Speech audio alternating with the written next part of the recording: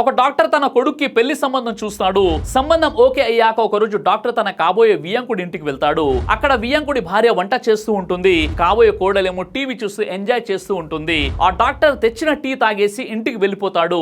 మళ్ళీ వారం రోజుల తర్వాత ఆ డాక్టర్ తన కాబోయే వియ్యంకుడి ఇంటికి వెళ్తాడు. ఆ వియ్యంకుడి భార్య ఇంట్లో అన్ని వస్తువులు శుభ్రం చేస్తూ ఇంటి పనులు చేస్తూ ఉంటుంది.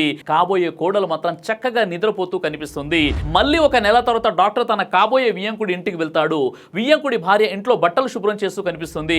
కాబోయే కోడలు మాత్రం నెయిల్ పాలిష్ చేసుకుంటూ కూర్చుంటుంది. అప్పుడు డాక్టర్ ఇంటి తిరిగి వచ్చి కాబోయే వియ్యంకుడికి ఫోన్ చేసి ఈ పెళ్లి క్యాన్సిల్ అని చెప్పేశాడు. అప్పుడు అమ్మాయి నాన్న కారణం ఏంటి అని అడుగుతుంది. అప్పుడు డాక్టర్ మీ ఇంటికి నేను ఎప్పుడు వచ్చినా మీ భార్య అన్ని పనులు చేస్తూ కనిపిస్తుంది, కానీ మీ కూతురు ఏ పని చేసినట్లు నాకు కనిపించలేదు. ఏ ఇంట్లో తల్లి పని చేస్తూ కూతురు చూస్తూ ఉంటుందో అలాంటి అమ్మాయి ముక్కు ముఖం తెలియని వేరే అతన్ని పెళ్లి చేసుకుని వాళ్ళ తల్లిదండ్రులను ఎలా చూడగలదండి డాక్టర్ గారు అడుగుతారు.